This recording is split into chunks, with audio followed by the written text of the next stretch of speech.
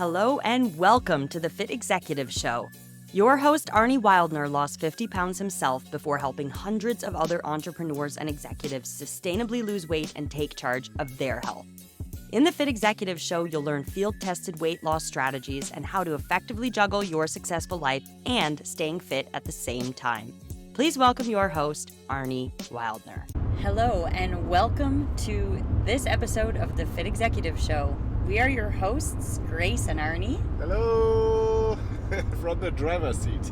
And if you are watching this, which you should because we upload all of our episodes to Spotify as video, we're in the car. We're driving to New York City for the weekend to house sit for my lovely cousin Will. On a beautiful summer day, I might add, and it's just a blast to drive through this beautiful landscape of upstate New York. And it's my first time in the United States since I was here as an exchange student in Bloomington, Indiana when I was 17. So don't call it a comeback, LL Cool J would say. Yeah, what are we talking about, Grace? Yeah, so today I asked Arne what he could really easily talk about while he's driving, because obviously he needs to keep his eyes on the road. And he said... Please, hey. And he said it was one of the topics that we had planned and we had in our list, his own training and what he does for exercise. And Arne loves weightlifting. Since I've known him, I love every kind of movement. I love moving my body. I'm not a tree, and this is why I love to move. And yeah, well, we spend most of our days in the office just working on our business, making our clients happy and lean and fit and healthy. But so we need to we have an office job. It's sedentary. Well, how do you pronounce that, Grace? Sedentary? Sedentary, yes, sedentary. So I'm looking out for every opportunity to move my body, and weightlifting is a big part of it.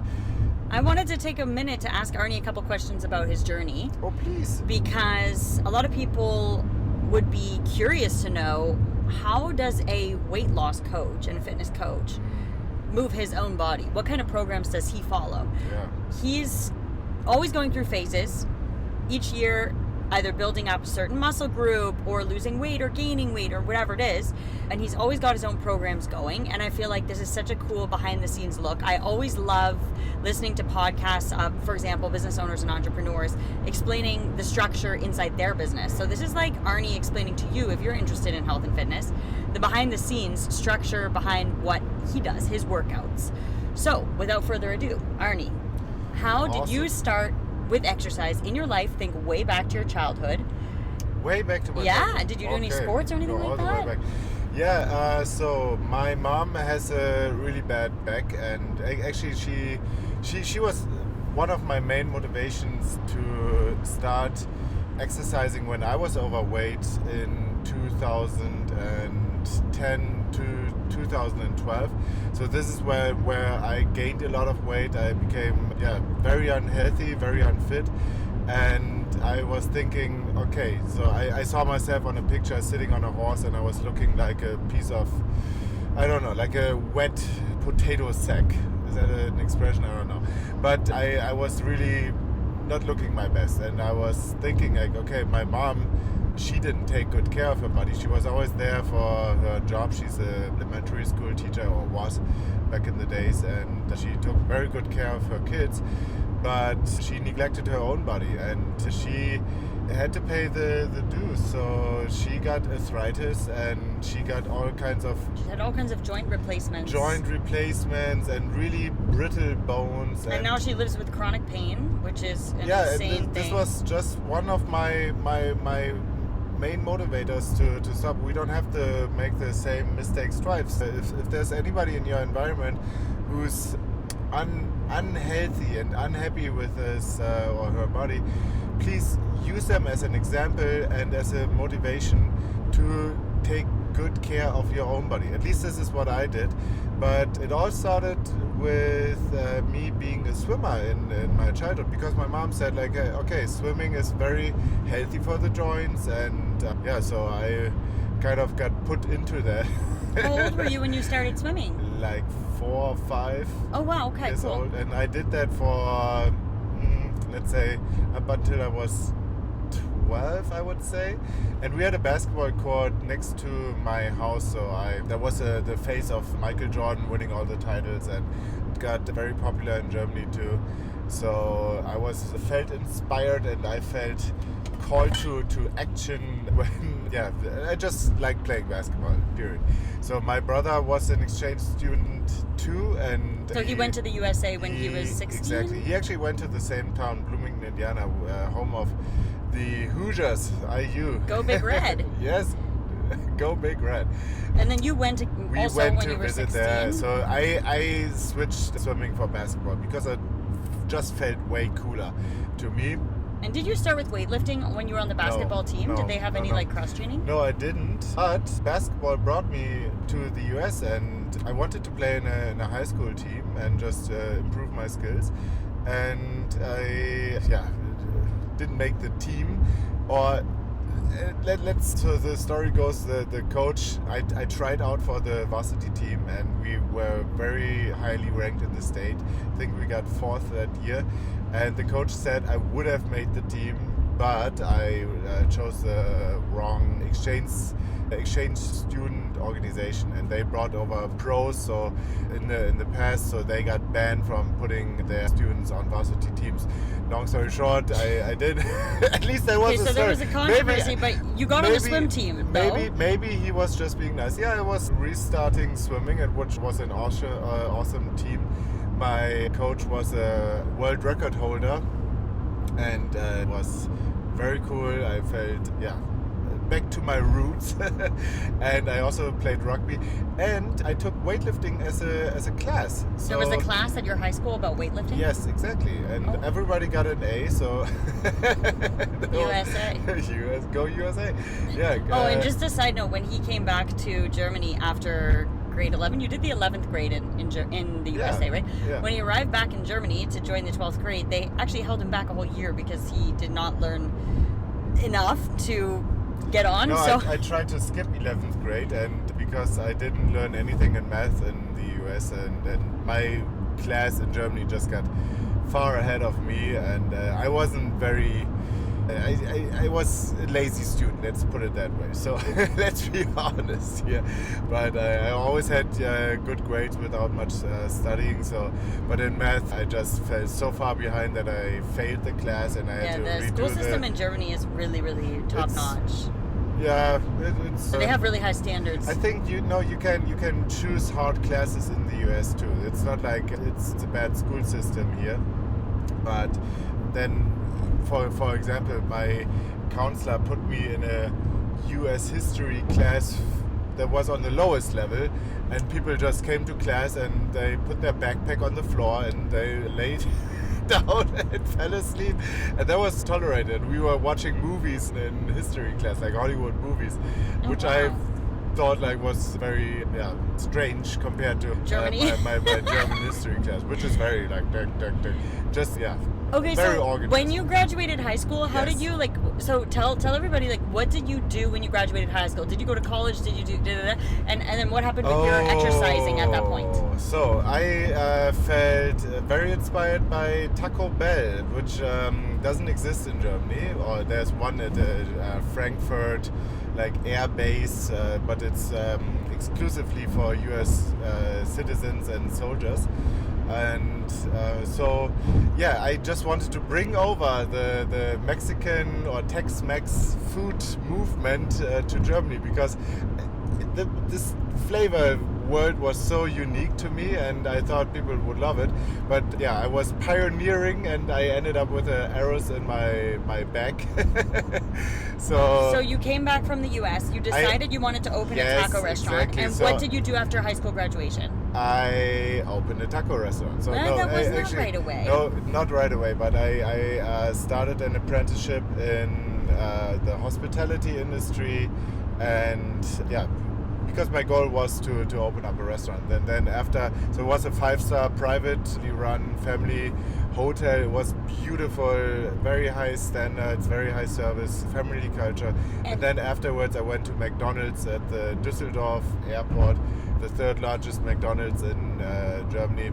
And you were a manager there? I was a manager there. McDonald's manager. And McDonald's manager. So just to jump in, for people who don't know the system in Germany after high school, it's the same as North America, where you can go to university, which would be like considered the highest level, and then there's the kind of like this apprenticeship thing. It's called an Ausbildung, where you actually do a 3-year diploma essentially. Like it's like an associate's degree, but in things like hospitality, or you can do an Ausbildung to become a plumber or to become a painter, and you actually have to go through a coursework, and also it's like a co-op. So Arne did this at a 5-star hotel. So he was basically living and working like at a 5-star hotel in all of the different positions for 3 years? 2.5 years. 2.5 years, and then you graduate, and you are a Hotelfachmann, so a professional hotelier.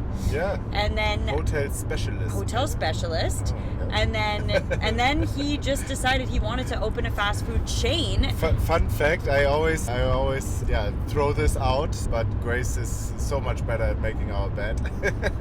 Oh my goodness! He always makes comments like, "Remember me? I'm the hotel specialist." I'm like looking at how he's wiping something or the bed, and I'm thinking, "Are you kidding me? Like, how did you even pass that?"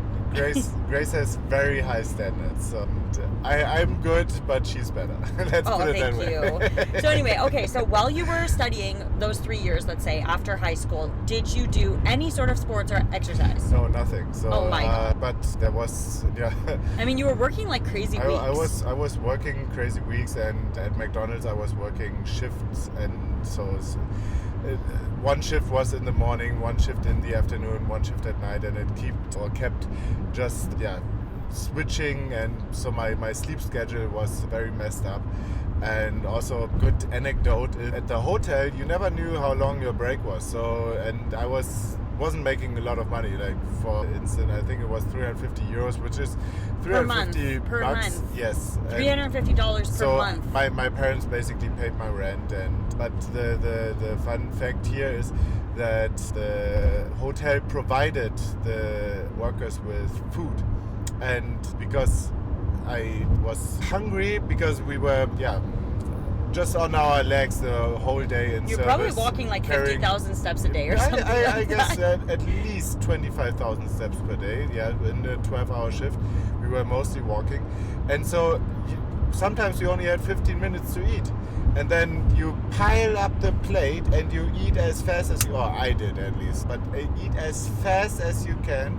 And anyone who's ever been a waiter or worked in a restaurant definitely knows that. Like, I was a waiter as well, and it's just like you gorge yourself. Because I knew nothing about nutrition, nothing. Like, what is fat, what is protein, what is carbs, what are vitamins, nothing. It was a mystery to me, so I just ate whatever was in front of me, and I ate it fast, and I ate a lot. This is what I'm saying. And those habits, when I switched the work and I had an office job afterwards, I kept doing what I was doing, because that's all I knew and all I grew up with, basically, also. And so I gained weight very quickly afterwards. This is what I'm saying.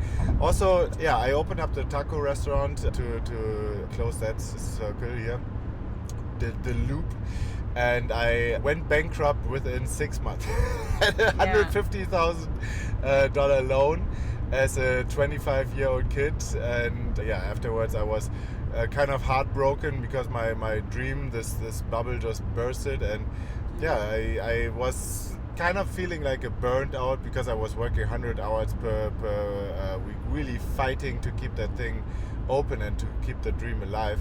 But then I know how it feels like when you're at the bottom. I really hit rock bottom, and then it all came together. Like, I didn't know anything about healthy food. I was having very high standards when it came to taste, so I only ate what was very palatable. So I was living off of pizza, chocolate, and I always ate a lot. I didn't have any exercise habits. Yeah, so and you switched you can't from imagine like how, being how on your my body feet looks like. working Yeah, in a restaurant where you're just automatically burning Yes. so many calories and the hotel and then the restaurant and So- then you burn out and then you end and your I first job ended- after I- that was an office job, It right? was an office job. Yeah, those were like guests that kept coming to Taco Casa. They actually loved the food. The food was great, but Oh, nobody they hired you. no one knew what a taco was. And my restaurant was called Taco Casa. So it's like they were mistaking or switching. What is verwechseln? They thought That tacos were Yes. nachos or tortilla chips. So everybody walking by thought, oh, Taco Casa, they are selling tortilla chips. Great. Okay, so just to clarify that, this was 2005? Yes. 2000? No, that wasn't 2005. I 2000. graduated in 2005. I think it was in 2010. So in the summer of 2010 2010. So in 2010 in 6 Germany, months. even when I moved to Germany in 2016, there was one Mexican restaurant in Berlin, and Yeah. Berlin is the big city. The capital with all the And expats. all the That's people right. who were eating there were all Americans, because Americans, of course, Yeah. know Mexican food because of the proximity to the Yeah. U.S. Yeah. And same as Canada, because of the proximity to the U.S., we have Tex-Mex and Mexican restaurants We have- everywhere. We have lots of Turkish food, Greek food. Yeah, but Italian there are food. no Mexicans in Germany. Nothing Mexican. So that was really foreign to them. The extent, like Arne was saying, the extent of Mexican food in Germany at that point was, you know, when you go to a movie theater and they serve you nachos, which is literally just the circle tortilla chips with this like fake melted queso cheese on the Yeah, side, yeah. cheese sauce. Yeah. That was what they thought tacos were. So the Germans would be, you know, like, yeah, they don't Skeptic. like spice. They're skeptical. They don't like spice. They don't like flavor, and they don't like trying new things. Yeah. So that would have been difficult to pioneer that Good there. description. In a big city like Berlin, maybe, but you were in Hamburg. Anyway, whatever. So Taco Casa, not whatever. It's very sad, but the dream died, and No, you it brought switched. me here. Yes. It's actually so. This The dream is not this dead, is- ladies and gentlemen. No, Arne we- may come back with Taco Casa Yes, version coming 2. back. No, the thing is, I after that, because I was in that hole and I was at the rock bottom there, and only the best things happened because of that. And so this is my perspective on life now, that even if it feels like a failure in the moment, or it might feel like a failure in the moment, there's always something good around the corner, and just it's life is happening for you, not against you. And Yeah. this is just something that I experienced because because of Taco Casa, I got into hospitality. Because of the hospitality industry, I then, after my quick Attempted working in an office. I attempted working at an office which was not made for me. I felt so bored, to be honest.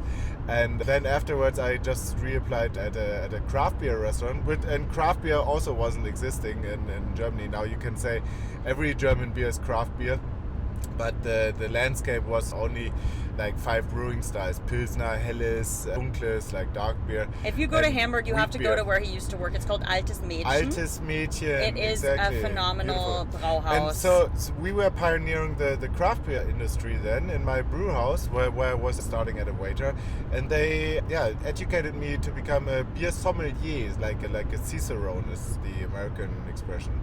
Now people or here know version. sommelier because that's Sommelier, what they yeah. do for wine. Yeah, I was a beer sommelier, and because of being a beer sommelier, I then kind of graduated to represent one of the breweries that was expanding to the German market. As a sales rep. As a sales rep, exactly. And because of that, I ended up becoming a sales rep and national or international, if you count Austria, sales director for 5 different breweries.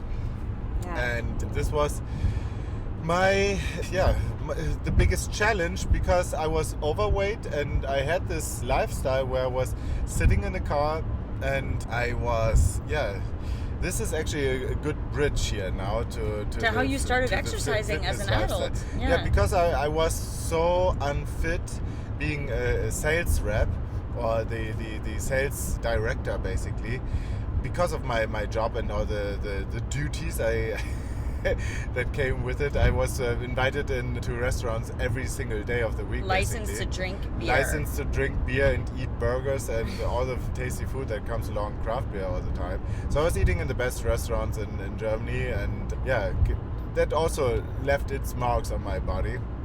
So when I hit that point where I saw myself on that photograph, sitting on the horse, looking like a piece of crap. What was your highest weight? It was like 222 with no muscles. 222 pounds. 222 pounds, so Yeah. just above 100 kilos. And I'm 6'1", so it's not dramatically overweight, especially if you're living in America.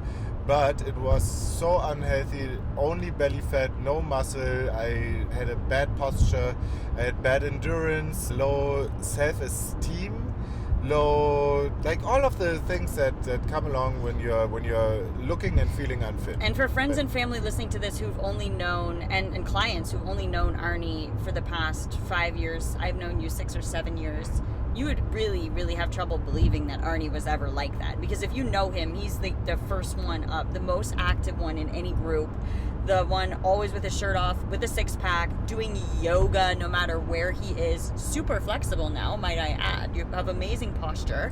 Yeah. And it is a complete opposite of what he's describing. So that can just show you what a transformation is possible. The transformation is insane. I didn't know you back then. I only met you because I was attracted to you once you had made that transformation. And when I met you, you were doing yoga every single day. You were also lifting. Actually, you were doing calisthenics at that point. We'll get to that. Yes. And that's also, like you said, it changed the trajectory of your life because you were then able to attract, me, Yeah. a 12-year younger professional ballet dancer who is like a foreign waiter. He was the director of sales at the brewery where I was a waitress. She's the best waitress you'll ever meet. She was dancing through the aisles there, and it was just I was just a much pleasure. more So friendly than the German waiters. I always had the VIP tables. And because I was there with my guests. So Grace was working at a brew house of one of the breweries I was representing. This is how we met.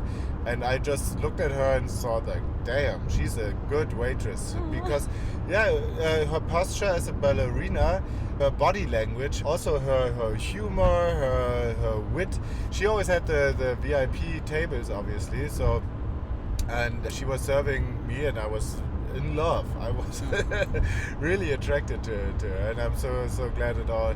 Yeah, the timing was great. But back to the training.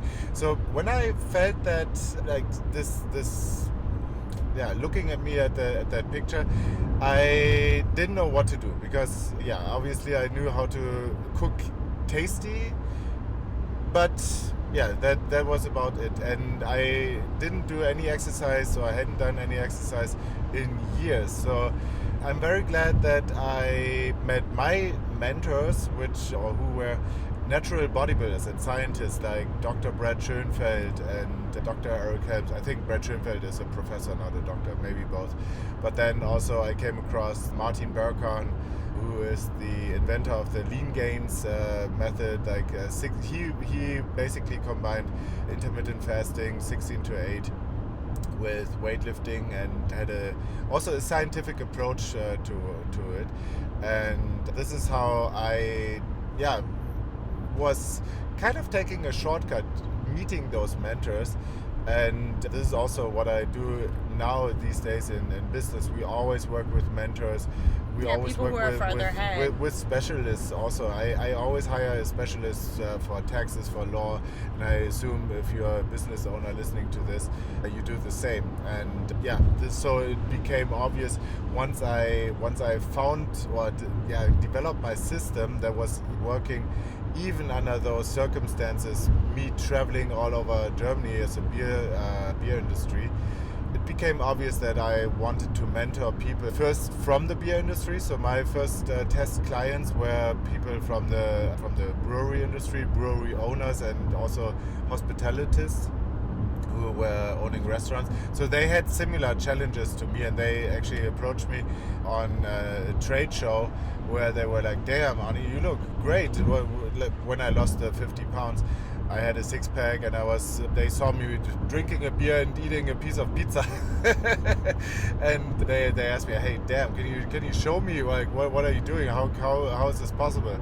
And I showed them my system, and this is how I became a weight loss and and health and fitness coach for entrepreneurs and executives. So, but the training style I started out with... back to the topic here. Back to the topic. So we what actually made haven't you- talked about No. working out Okay, so second here. It's great. We've got some great stories here. You've got a story of our meeting, so our meet cute at the brewery. Our love story. Our love story. And you have the story of your career trajectory, which is That's extremely right. fascinating. Yeah. And so you see yourself on a picture, like in a Yes, picture. and You're on a horse. You're wearing these bright exactly. red pants. If anyone wants to see it, DM me. I'll send it to you. It's hilarious. It's called Arne Fat on the Horse. DM horse. Yeah. Okay.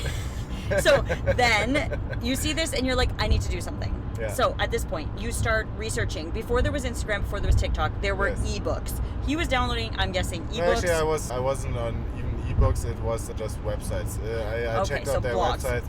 Natural bodybuilding blogs. Natural bodybuilding So blogs. you start reading about intermittent fasting. You start reading about bodybuilding, natural. Exactly. And then what's the first thing you do? You get a gym membership? Weightlifting. Yeah, I got a gym membership. And I actually tried my very best to make it work with my traveling. But yeah, to be honest, I once after a restaurant visit, I might have been a little tipsy, and I fell off my bike and I tore my tendons in my shoulder. So yeah, I had to quit weightlifting for a while. But I then thought like, okay, this weightlifting and being in a gym, this doesn't work for me. Because I was traveling so much and I needed a system to kind of recover my shoulder, and I also wanted something that was more flexible. So I switched to calisthenics. I found a great book called Convict Conditioning. Oh, that is really cool. Convict Conditioning book. I love that.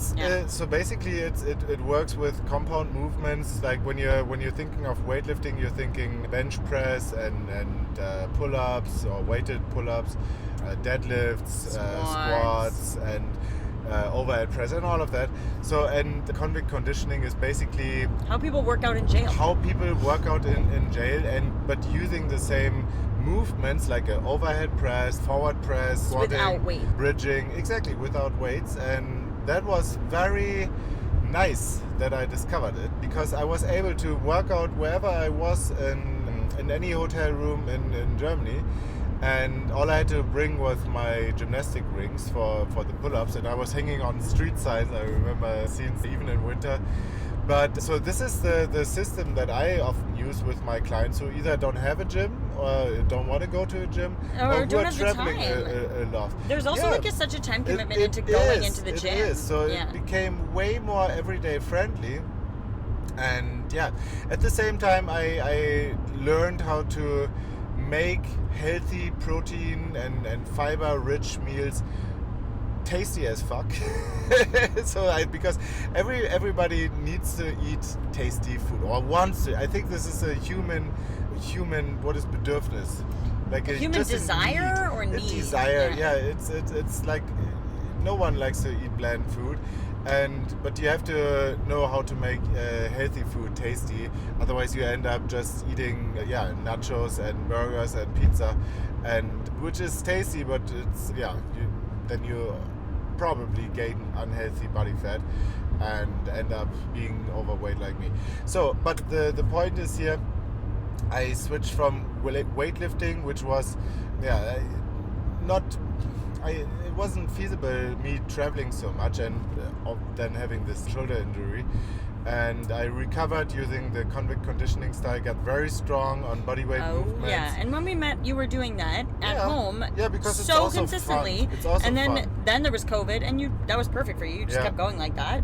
And so what were the movements that were in your typical workout program that you would do, and how often would you work out? Weighted pull-ups, weighted dips. So I just put stones or books in a backpack to put on more weight. And this is true. I've seen it. I always weighed it out whenever I had the chance. So I actually had a structured approach, and this is also what I teach my clients. So always have a system, make it measurable and always track your workouts. Like he has a notebook. He still has every single workout notebook he's ever used. Recorded. Use data to make decisions. Yeah. Don't rely on your feeling. You need data. This is what the metabolic metric system is based on. We want data. We want to look inside your body. We want to look also outside. What is happening? And we want to measure some things. And all you need to do so it doesn't become tedious is a simple system. And yeah, I can talk all day long about that. But the point is here, what I do now is I am back to the gym because I have an office job and the gym is right next to my door. I love it.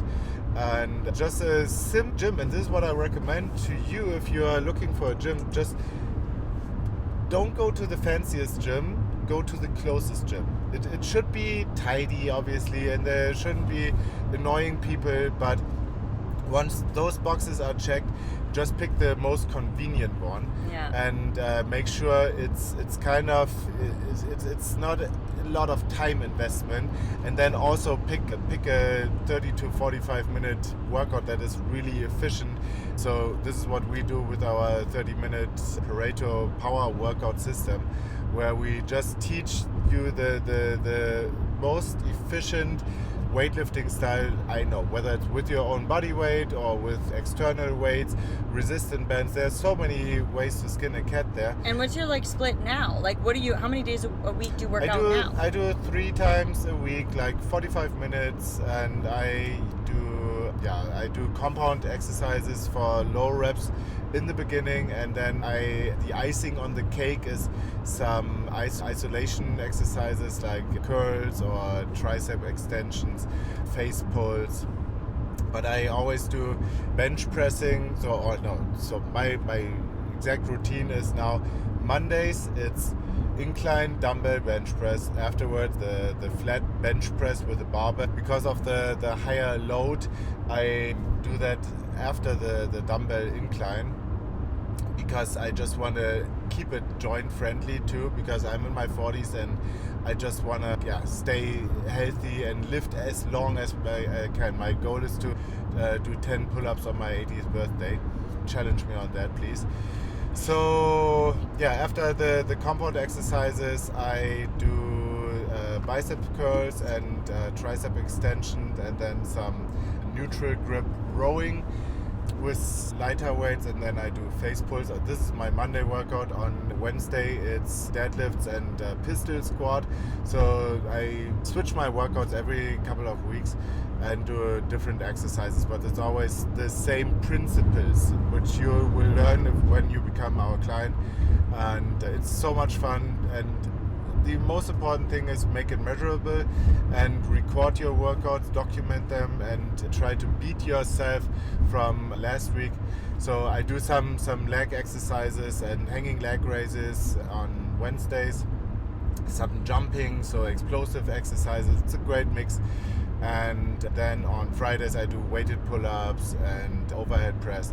So it's basically the big 6 is what most people in weightlifting circles would call it.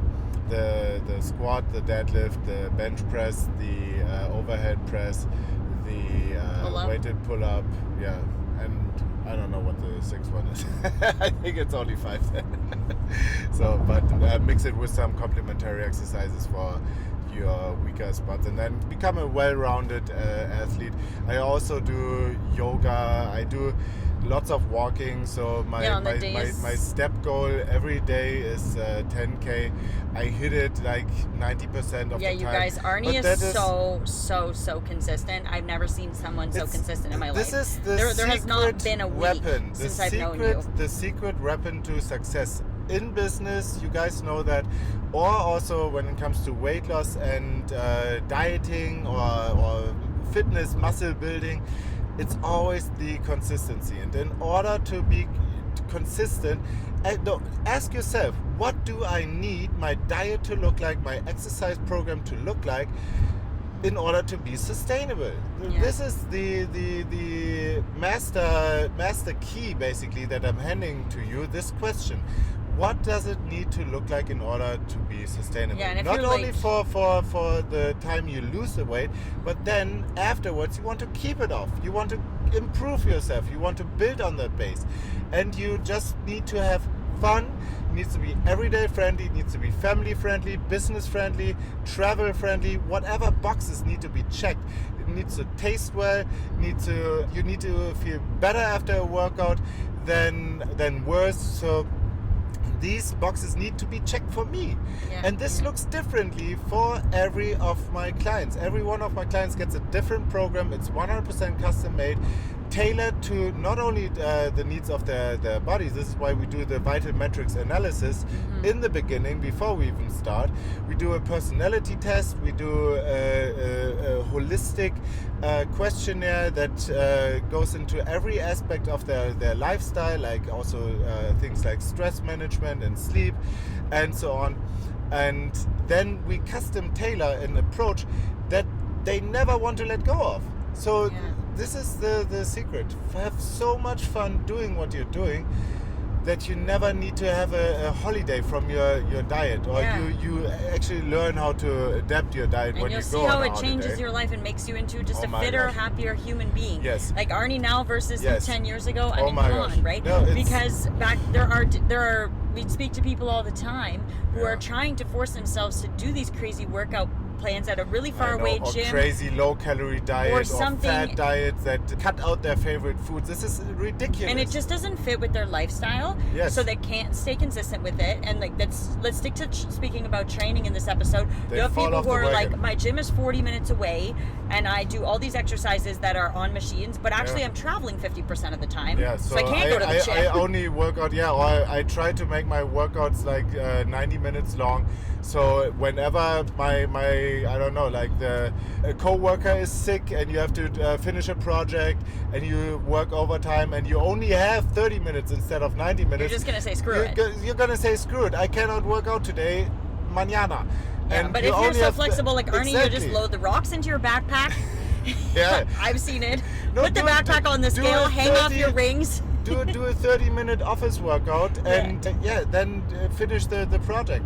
It's so simple, or it needs to be so simple in order to be sustainable. And then on days where you can work out 90 minutes, I'm not the one stopping you doing that. It's great if you can, but for most people it needs to be very time efficient. It needs to be very flexible when it comes to the location, and this is what we design our programs for. Because it's also the demand of our clients. We specialized in entrepreneurs and executives. Most of them have a family, and so they have so many balls to keep in the air in their lives, and they are busy, they have responsibility, they need to pay salaries, they need to pay taxes, they need to make their own clients happy, grow their own businesses, make their life fulfilling. And we just enable them by having a fit and healthy body to do whatever they are meant to do, and whoever they need to become. We just help them unfold their own potential. This is how I would describe my job here. And wake up every morning feeling freaking amazing. Feeling ready to tear shit up. And feeling ready to change the world and feeling proud of themselves. That's the number one thing. Because if you feel like you've let yourself down because you have not done what you told yourself you would do the day before, whether it was go to the gym or cut out carbs completely, and you didn't fulfill that promise to yourself, you wake up feeling like crap, let's be honest, and you feel guilty. So we help people find a way to find a method that's so easy to implement that there's no guilt. You just wake up feeling amazing about yourself, and you get the results that you want. You get the results without giving up what you want, and I think this is the secret for sustainability. And just find something that you can be consistent with. And if you are the extreme type of person, then screw this all or nothing mindset. It doesn't work with weight loss, it doesn't work with fitness. You need some kind of balance, and if you need guidance, if you need any help making that first step, we always offer the initial consultation. It's like a demo call where we work out a custom system for you, and then people get to decide whether they want to implement it with us or on their own. Whatever you decide, this is fine with me. We always have less spots than like coaching spots than we have requests. So especially right now, but still apply. Especially right now. But see if there's go on our website, see if there's a time that suits you. We talk to you, we take a look at if and how we can help you. book a Zoom call where we sit down with you, create a custom strategy, and then we go from there. So, yeah. Thanks for listening. Thank you for listening, and please take good care of your health. Don't end up like, those people around you that started too late. Take action now, and It's never too late. It's never too late. Yeah, for some people it actually is.